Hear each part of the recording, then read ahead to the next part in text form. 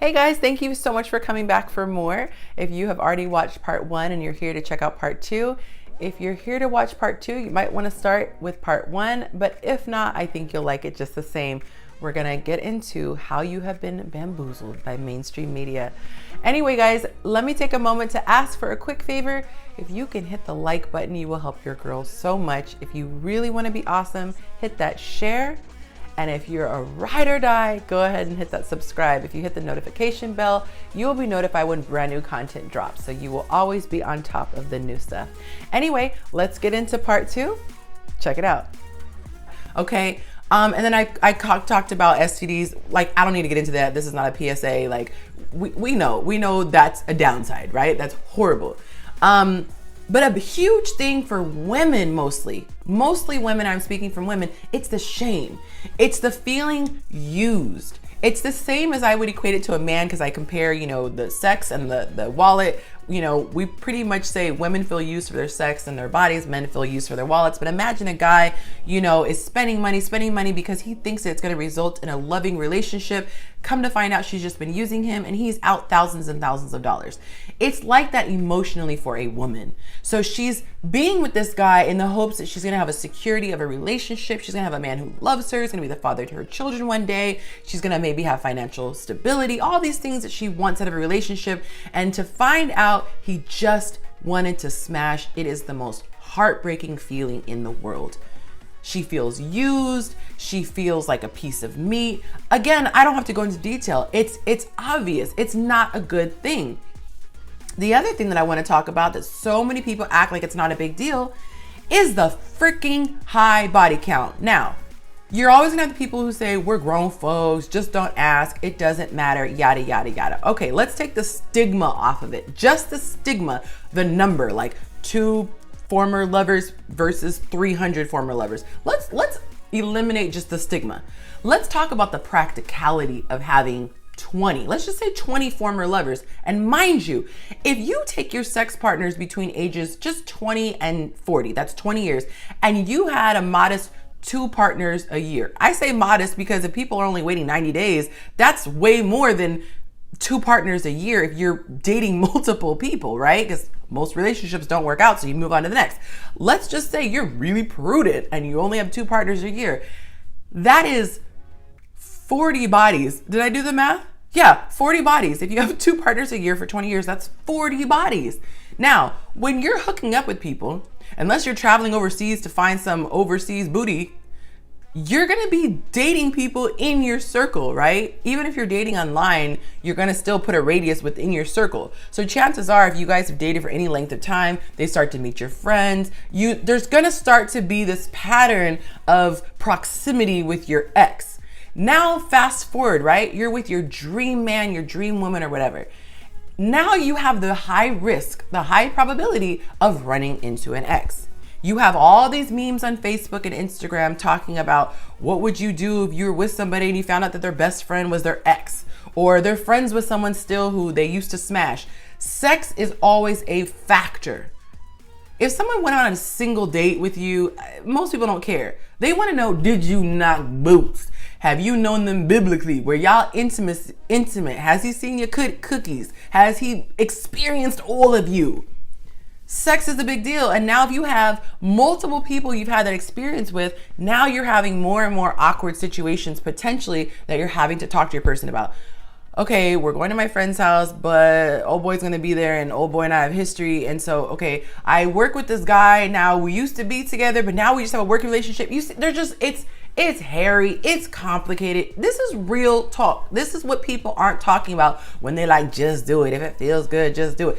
This is real. This is the reality. Boys and girls, if you're younger and you're still virgins, this is what the TV is not telling you. This is not what the songs are telling you. This is not what the memes are telling you. We're just focusing on being in the moment and enjoying it.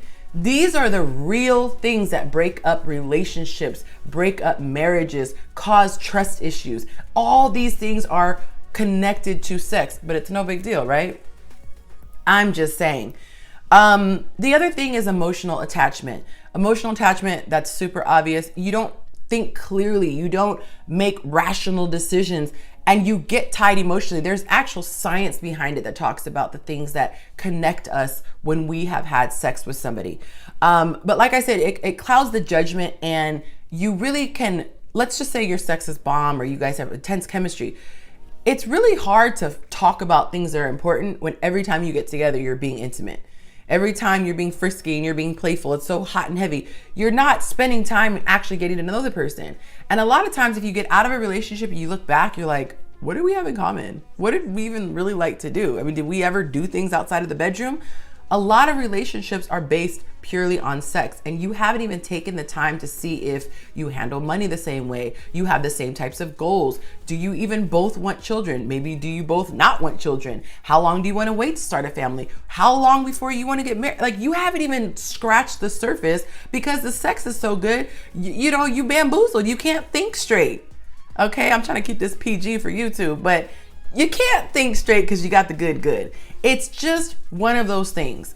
And so even if you're not a person who, wants to wait until marriage, it's not a religious thing, what have you, just think about the positives that would come from just taking a beat and getting to know the person. See if you like them. See if you have fun traveling with them. See what kind of political beliefs they have. Like, there's so many things to get to know about a person outside of how good they put it down. I promise you that stuff is important. And the other thing is that down the road, you might have sex off the table for a time period. When a woman gets pregnant, some women are not comfortable having sex when they're pregnant. Some women get to a point where they're not comfortable anymore. Or maybe at the very beginning, she's really sick and she's throwing up. She just might not be able to physically do it comfortably.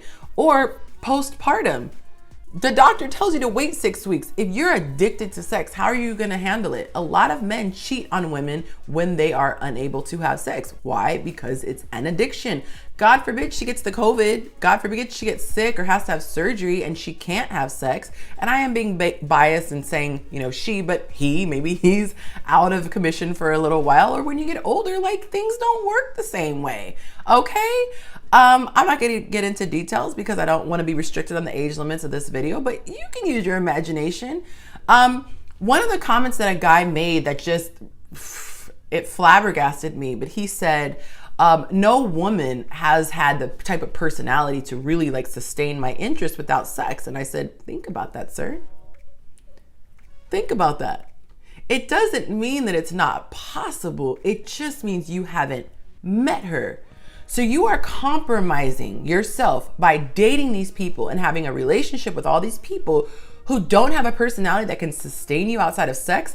That's sad to me. That's a sad state of affairs when we have people who are in relationships and sex is the glue. Sex should not be the glue. It should be the cherry on top. So the personality should be what holds you. The sex should be the bonus. I mean, that's like choosing to work for a company because you really like the food in the cafeteria. What? How about the packages, the retirement packages, the benefits, the ability to get pay increases, proximity to your home, you know what I'm saying? The pay. Those are much more important than what they serve in the cafeteria. Cool, they have a 5-star chef, a cordon bleu, a Michelin star rating, but really? That's why you're relocating and moving across the country to work there? Yeah, I don't know about that. So my question is, if you're one of those people who just really values sex, is it so much that you value it and just enjoy it, or do you lack self-control? I really want to think about that. What is your reason for not being able to go without sex? I also want to talk about the pros of waiting. And I'm going to say till marriage just to make it extreme. When you wait until marriage, people like to, downplay. It's just a piece of paper. Yeah, it's a piece of paper that you legally have to get out of, okay? The government gets involved at that point. No other business dealing goes off of a wink, a nod, a handshake, a verbal agreement. Any other thing that's important, a car, you buy a car, you can't just be like, hey dealer, we go together. Don't worry, I'm gonna pay it every month. Nah, you get that in writing. If you get a sponsorship, You're not like, oh, sure, you're going to shout me out every week for 52 weeks. Okay, cool. Gotcha. No, you want it in writing. We are the only, I should say, marriage is the only thing that people try to downplay the contract in. The contract is important. And the contract is saying, I take this so seriously that I'm about to make this thing a legally binding situation. And so when you're in a situation where you're committed, whether it's a committed relationship verbally, which again, that's so gray because all you have to do is say, I'm out, and you could literally move with no repercussions. But in a committed relationship like a marriage, there's something about the vulnerability that you can have with that person because you know they're not going anywhere. I should say easily.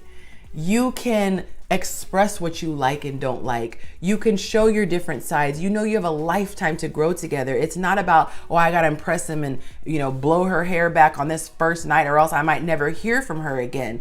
You guys have so much trust and connection built outside of the bed that when you get into the bed, my God, you start to see what making love versus having sex is like. That's a whole nother level of intimacy. And I think that so many people haven't had a chance to experience that. And I feel like it's really sad because they have substituted sexual intimacy for emotional intimacy. And a lot of people, the reason why they're addicted is because they want the real thing, but they're settling for a cheapened version of it. So it feels good to be in somebody's arms. Why? Because you feel wanted. It feels good to be lusted after. Why? Because you feel adored. But those are distorted views of love and adoration. True love is when you look a hot mess, you're throwing up, and your partner is willing to wash your face and get you some soup and be there with you when there's nothing in it for them but the love they have for you. That's intimacy. That's love. That's adoration. That's what we all really, really want. But we've been hoodwinked, we've been lied to, we've been bamboozled, and we've been sold a piece of the pie and told it's the whole gosh darn bakery. It's not. It's a little sliver. It's a little piece. Don't cheapen yourself. Don't roll your windows down so you can get a little sniff. Get to where you're going and smell everything you want. Get to where you're going and get as much breeze as you want. You could buy every single fan in the world. Get to where you're going and you could hear whatever you want to hear. You could put some surround sound, Bose speakers, Bluetooth. It's not that serious. Get to where you're trying to go and you don't have to give up everything to get there. I just want you to think it through, and I want to challenge you to have true freedom. True freedom comes when you're making decisions based on logic and not emotion and not passion and not some drive that's an urge that can't be controlled. And I want to say thank you so much. If you watch this to the end, I really appreciate it. I know it's hard to hold people's attention for a very long time, but you stuck it through. You made it. You know what? I'm curious to see who made it this far. Why don't you comment "made it" if you made it this far, and other folks are going to see that comment and be like, what do you mean made it? Comment "made it" if you made it this far. God bless you. Thank you so much. And like I said previously, if you can like this video, if you can comment and let me know your favorite part of it, if you could share it, that would be amazing. And if you could subscribe, that would be awesome. Super, super awesome. I'm doing this full time. I stepped out on a leap of faith, and this is what I'm doing full time. So your support is literally everything. It's not lip service. It's not because I want to look cute and have a lot of followers. This is what I'm doing. And I'm taking a lot of time to give you content that I think is going to be really helpful. And this allows me to give you my best if I can do it full time. So if you take that moment to like, comment, share, subscribe, it means the world to me. Until next time, I will see you later, and remember to tell someone that you love them.